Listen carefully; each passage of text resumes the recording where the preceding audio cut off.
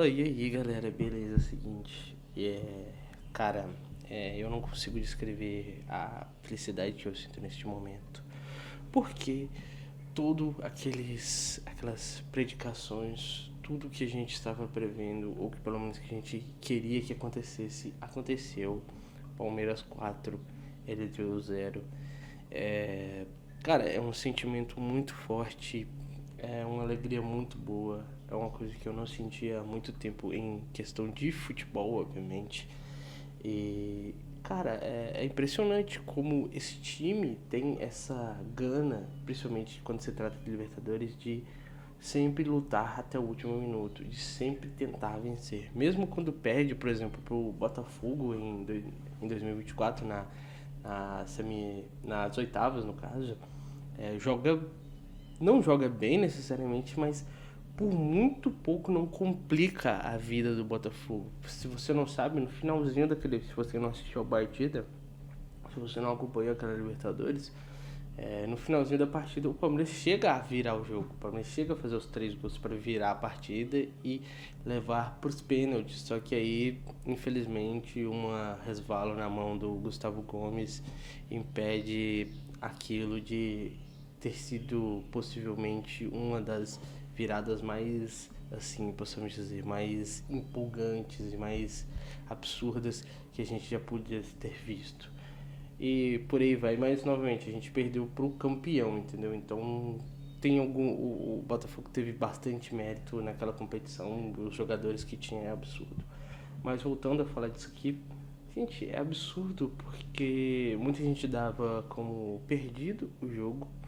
E eu disse que seria muito difícil, para não dizer impossível, porque o Palmeiras tem um histórico bem difícil de confrontos, principalmente em semifinal de Libertadores. Ele nunca havia vencido uma semifinal de Libertadores em casa. Ah, mas se classificou, pô, e os títulos? Não, não venceu, entendeu? Tipo, se empatava ou perdia. Geralmente ele fazia o placar fora de casa para depois vir para casa, fazer aquele jogo banho-maria e, e se classificar, entendeu? E, cara, eu fui dormir muito tarde porque, cara, eu assisti todos os tipos de programa, assisti todos os vídeos possíveis sobre esse jogo porque, cara, foi um absurdo. E eu não sei se vocês assistiram o último vídeo que eu postei, que foi aquele Eu Tive um Sonho, né? E só o Palmeiras pode realizar.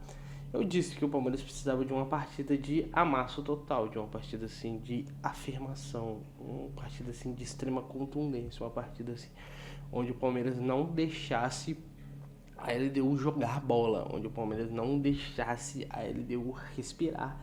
E de certa forma, não necessariamente, não foi um amasso absurdo no sentido assim de tipo assim, o Palmeiras trucidou a LDU, mas o Palmeiras fez o que tinha que fazer e simplesmente, porra, fez a tarefa de casa. Obviamente que vai ter aqueles torcedores mais céticos de falar, pô, não precisaria fazer isso aí se não tivesse tomado aquela piaba no jogo da ida. Sim, de fato, mas, cara, a gente tem que olhar para uma ótica mais, possamos dizer, mais otimista, entendeu? A gente conseguiu a virada. Novamente, aquele 3-0 é meio lúdico, é uma coisa assim que a gente fica, caralho, isso realmente aconteceu, a gente pode ser eliminado para LDU numa semifinal de Libertadores. E a gente também tinha que entender que a LDU não era bicho morto, a LDU não é um time qualquer, a LDU não chegou ali, né? Não chegou nessa semifinal à toa, pô. Eliminou São Paulo, eliminou Botafogo, entendeu? Então a gente ficou em primeiro num grupo onde tinha o Flamengo, apesar de não ter vencido o Flamengo, mas na questão, se não me engano, de gols, eles ficam acima do Flamengo. Então a gente tem que ter essa análise um pouco mais profunda. A gente não pode levar no nome a nome. A LDU também é campeã de Libertadores, já venceu o Brasileiro em final de Libertadores, no caso do Fluminense, entendeu? Então já é campeão também, bicampeão, bicampeão de Sul-Americana, bicampeão de Recopa, entendeu? Então a gente tem que respeitar o time dos caras, entendeu? Mas novamente o Palmeiras tinha muito mais time, o Palmeiras tinha tem um investimento infinitamente maior, tem jogadores muito melhores, então é isso, cara. Então a gente vai aqui para a questão dos números, nos totais, se a gente for olhar o primeiro tempo o Palmeiras ficou bem mais com a bola, então foi quase 70% de posse de bola. Só que a gente quer fazer uma análise de um todo, né? Então, no total, o Palmeiras ficou 64% de posse de bola, o que era esperado, porque, como eu já disse naquele vídeo, a LDU fora de casa geralmente é um time que não agride tanto, não é um time que ataca, é um time que bate bastante, é um time que catimba bastante quando joga fora da altitude. O jogo fora, eu acho que o nome do estádio é Casablanca, se eu não me engano. Então, aqui, só por esse número aqui, a gente vê bastante isso. Foram 6 grandes chances do Palmeiras, nenhuma da LDU.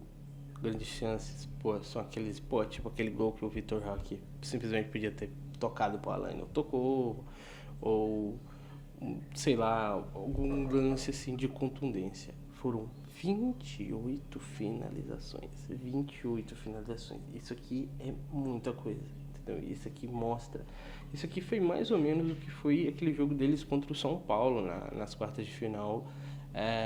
Só que o São Paulo não conseguiu converter nenhum gol. Entendeu? Aí por isso que eu falei que a gente tinha que fazer uma partida a nível daquela de amasso, nível daquele de soberania, aquele nível, mas obviamente fazer gols, porque a gente precisava fazer os gols. O São Paulo precisava fazer só 2 gols e não conseguiu. Além disso, perdeu, entendeu? E a gente tem que tomar cuidado com os contra-ataques da LDU. Aqui, defesas do goleiro, a gente teve uma defesa que o Carlos Miguel, sinceramente, ele quase não jogou nessa partida, sinceramente. E 4 defesas dos caras, o goleiro deles fez umas defesinhas assim, porra, que dá pra ter sido mais. Foram 4 escanteios pro Palmeiras, eu achei até pouco, eu achei que teria mais.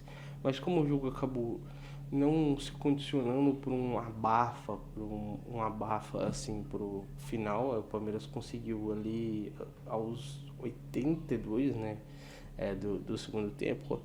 O Palmeiras já estava 3-0 ali por volta da segunda metade do segundo tempo, então não precisou daquele abafa absurdo de ficar jogando bola dentro da área, cruzamento dentro da área para poder tentar marcar um gol. Então, ok.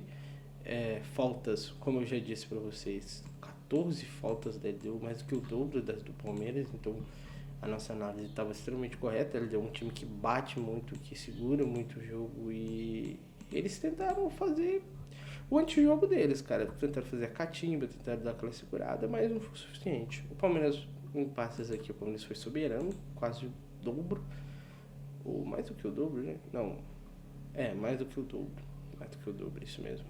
Não, quase o dobro no caso.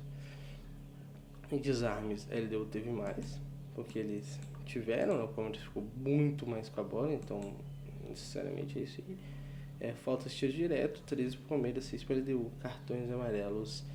Foi até, tipo assim, eu acho bem desnecessário esses 3 cartões aqui pro Palmeiras, porque, porra, eram uns bagulho bem idiota e o juiz simplesmente estava metendo a mão no bolso, assim, pra dar cartão pra todo mundo muito, muito fácil, entendeu? Então, eu acho que esses 3 cartões do Palmeiras aqui não foram de nada, assim, muito contundente, entendeu? E queremos, obviamente, destacar 2 jogadores, no caso, Alan e simplesmente Rafa Veiga. Cadê? O Veiga entrou no lugar do Vitor Roque? Não foi no lugar do Vitor Roque. O Vitor Roque também jogou muito bem, cara. Mas. Rafa Veiga, cadê o Veiga? O Veiga entrou aqui, não foi? Cadê? Entrou no lugar do Sousa. Cadê? O Sousa fez gol, mas tipo assim. Aqui. Veiga. Quero destacar esses 3 jogadores aqui, cara. Esses 3 jogadores aqui. Alan, porque o Alan foi aquele motorzinho, foi aquele criador de jogadas, foi aquele desafio, o cara do drible, o cara da velocidade. Ele teve uma noite de Messi. Infelizmente ele acabou não marcando nenhum gol, infelizmente. E não sei porque o meu reiniciou, mas ok, a gente abre tudo de novo, porque nós somos persistentes, né? Porra, velho. Também esse aplicativo aqui me mata.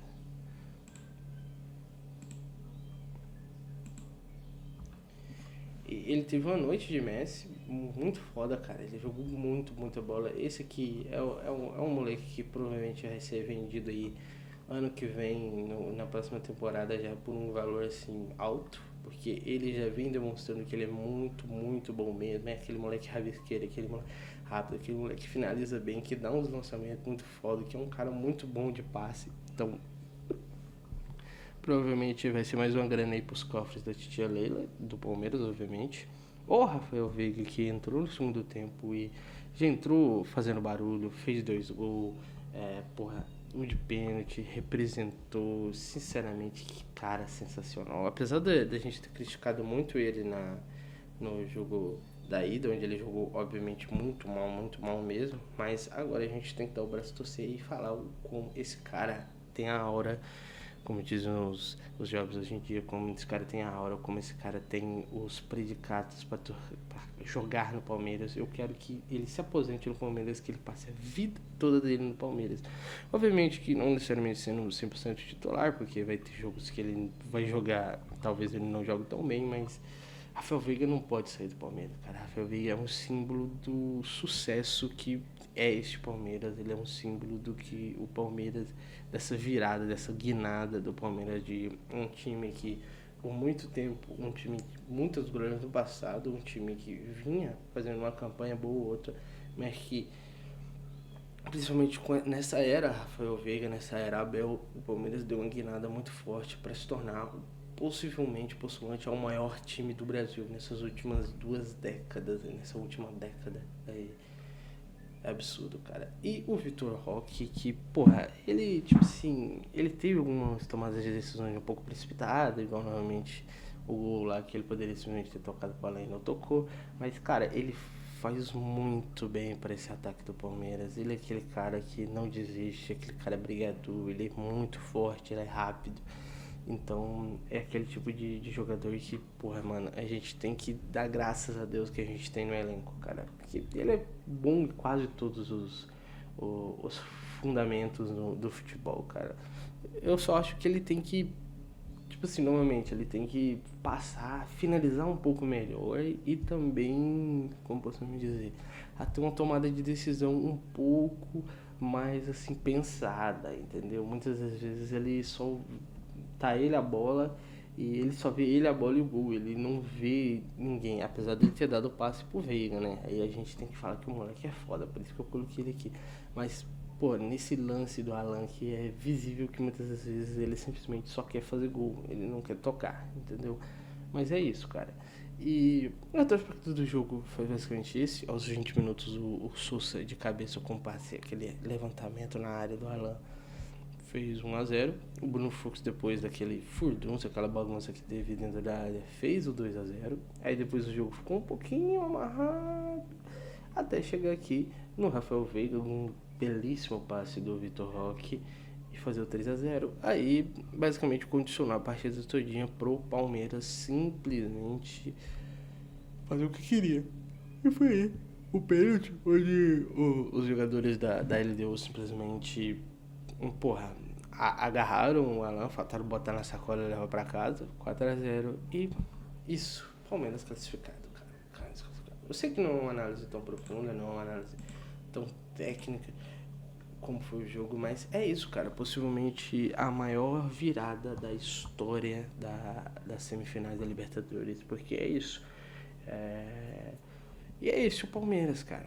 Como eu disse no vídeo que eu fiz até no dia seguinte do jogo contra a LDU na altitude, eu falei, cara, é triste, eu tô frustrado, eu não tô com raiva, eu tô só frustrado, eu tô triste, mas eu boto fé que esse time tenha de fazer algo, consiga fazer algo e consiga essa classificação, e conseguiu. A gente não pode duvidar do Abel, a gente não pode duvidar desse elenco do Palmeiras. É um cara que tá aí há 5, vai pra 6ª temporada dele, e a gente tá falando de futebol brasileiro, a gente tá falando de um futebol extremamente competitivo. Não é todo ano que você vai conseguir ganhar títulos, as pessoas têm que colocar isso na cabeça. Não é todo ano que o Palmeiras vai jogar pra ganhar, não é todo ano que o Palmeiras vai ter um time galáctico pra simplesmente passar o carro em todo mundo e ser campeão de todos os campeonatos. Não é assim que funciona o futebol. A gente tem que botar mais os pés no chão, principalmente a torcida. Tem umas alas da torcida que, pelo amor de Deus, gente, entendam que a gente está num futebol extremamente competitivo. A gente não joga sozinho, a gente joga um campeonato com outros 20 times. A gente joga uma Libertadores com outros 32 times. A gente joga uma Copa do Brasil com, agora vai 90 e poucos times. Entendeu? Então a gente tem que entender que, obviamente, a gente tem um dos melhores elencos do Brasil, mas muitas das vezes não é porque a gente tem o melhor elenco que necessariamente nós vamos ser campeões de tudo. A gente pode olhar, por exemplo, o Bayern tem muito tempo que não ganha a Copa da Alemanha. E o Bayern tem o melhor elenco disparado da Alemanha. Então eles, em teoria, teriam a obrigação de ganhar todos os dias. O próprio Flamengo. Tem ano que o Flamengo nem Carioca ganha, entendeu? Tem ano que o Flamengo nem Taça Guanabara ganha, entendeu?